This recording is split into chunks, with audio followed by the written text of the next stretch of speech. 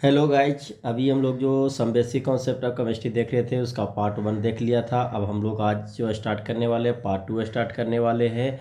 तो आप इस लेक्चर्स में बने रहें, आगे आपको इम्पोर्टेंट कॉन्सेप्ट भी बता दिया जाएगा। तो चलो स्टार्ट करते हैं। हम लोग पूरा क्लासिफिकेशंस ऑफ मैटर देखे थे, तो गैस तक हो गया था। अब देखिए यहाँ पे बात करते हैं कि प्योर सब्सटेंस क्या होता है। प्योर सब्सटेंस क्या होता है? देखो, प्योर सब्सटेंस के मतलब ये हो गया कि आपको एक ही टाइप का मटेरियल होना चाहिए। एक ही टाइप का मटेरियल होना चाहिए, मतलब बोल सकते हो कि a material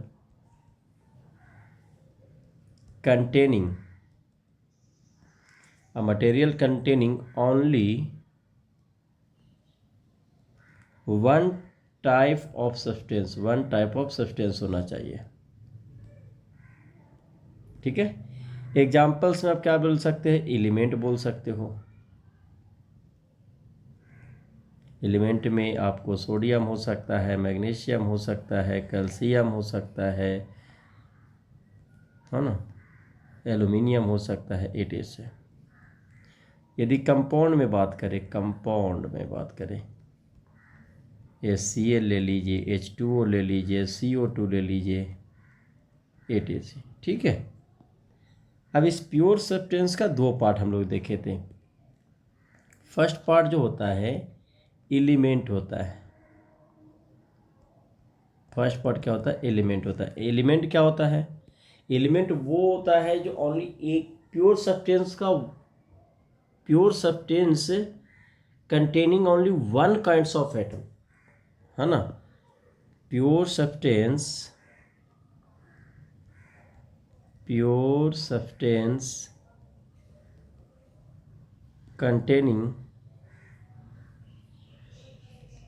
containing only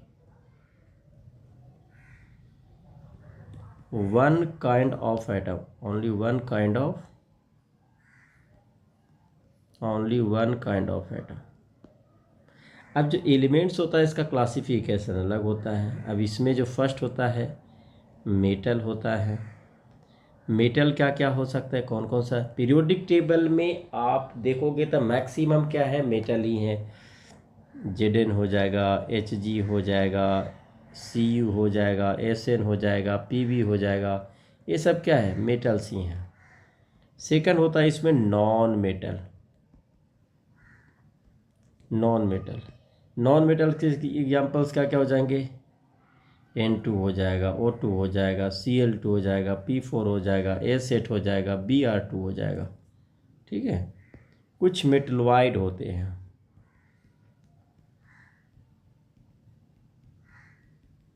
metalloid में क्या क्या याद रखिएगा? Boron, silicon, arsenic, टेलेरियम, ETC। ठीक है। तो ये एलिमेंट्स का टाइप्स हो गए, मेटल, नॉन मेटल है, मेटलॉइड। नेक्स्ट जो होता है कंपाउंड्स। अब देखिए, ये भी कंपाउंड्स जो होता है एक प्योर सब्सटेंस का पार्ट है। तो ये आप बोल सकते हो कि pure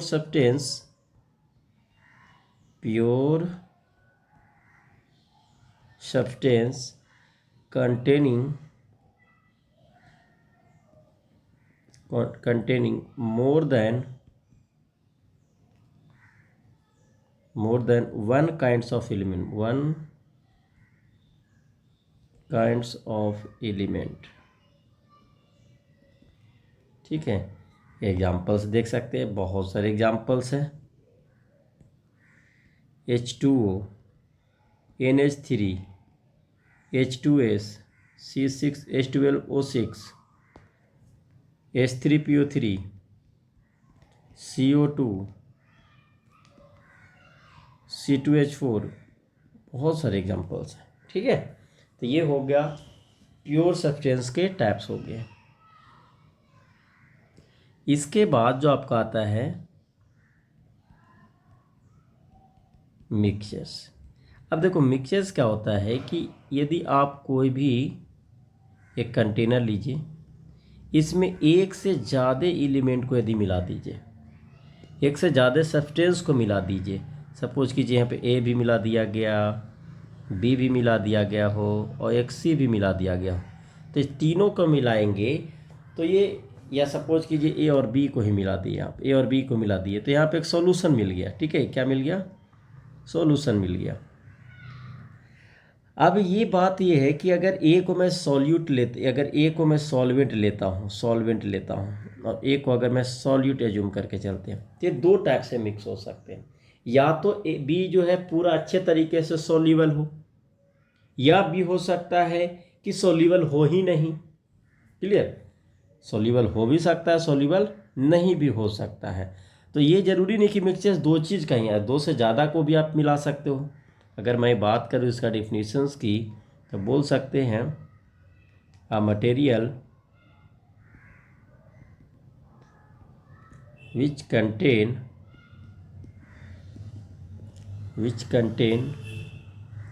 more than one type of substance and mixed and which are mixed in any ratio, बोल सकते इन एनी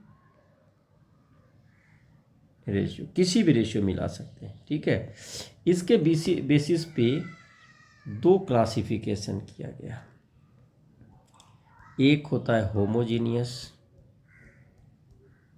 एक होता है होमोजीनियस। और होमोजीनियस क्या होता है बताइए? होमोजीनियस क्या होता है?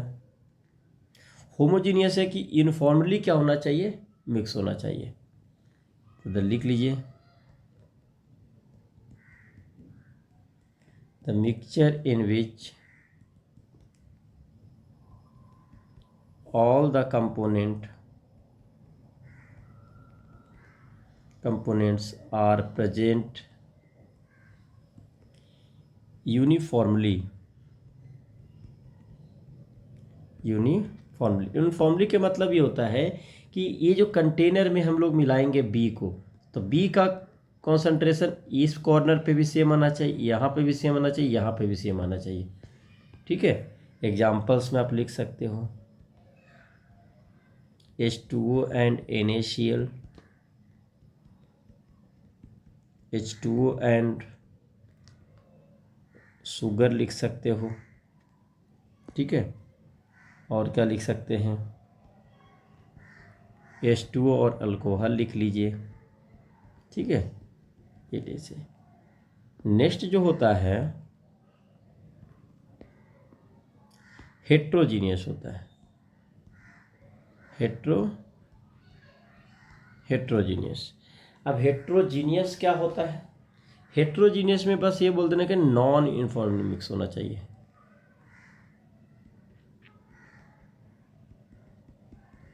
The mixture in which all the component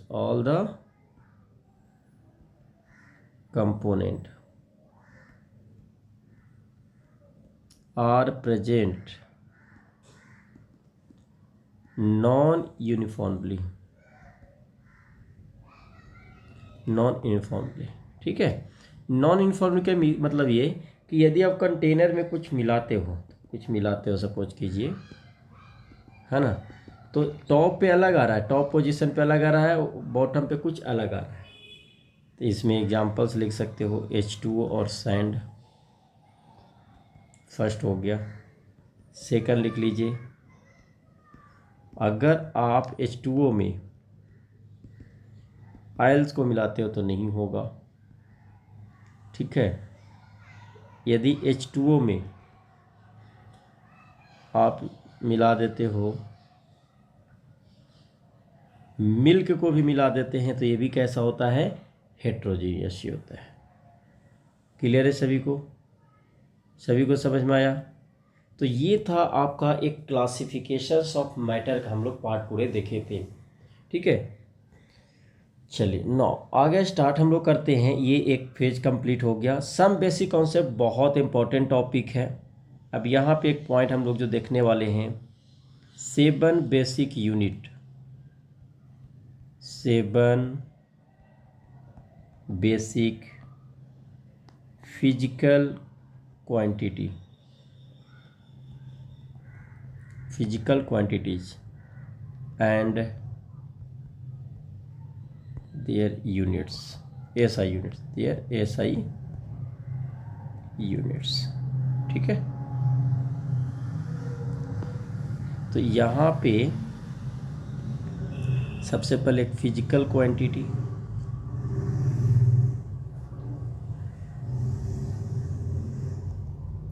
physical quantities, और यहाँ पे आप SI यूनिटीज़ को लिखेंगे। ठीक है, अगर मैं फर्स्ट की बात करूँ तो अगर मैं लेंथ की बात करूँ, लेंथ, तो लेंथ जो होता है इसको हम लोग मीटर में मेजरमेंट करते हैं, मीटर,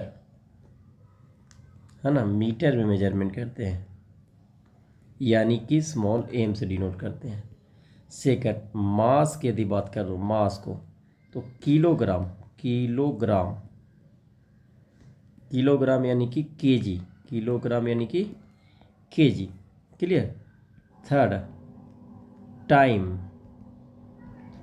टाइम को सेकंड में हम लोग कैलकुलेट करते हैं, सेकंड यानी कि एस, एस लिखते हैं, क्या लिखते हैं, S.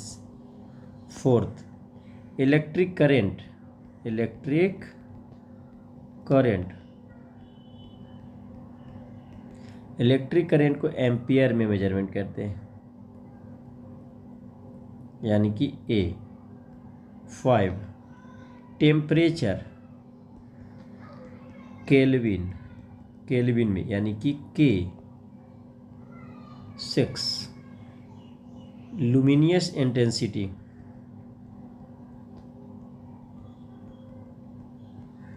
Intensity candela, CD। 6, amount of substance, amount of substance, mole. Clear, mole को हम लोग एन से रिप्रेजेंट करते हैं। तो ये 7 बेसिक आपका यूनिट हो गया। तो आज का लेक्चर यहीं पे कंप्लीट करते हैं, क्योंकि ज़्यादा लंबा लेक्चर्स नहीं होना चाहिए, है ना। तो ये पार्ट 2 है। इसके बाद हम लोग जो देखेंगे और सम मोल कॉन्सेप्ट में आगे की ओर बढ़ेंगे। तो इस लेक्चर्स को आप पूरा प्रॉपर देखिए और एंजॉय कीजिए। Thank you, welcome.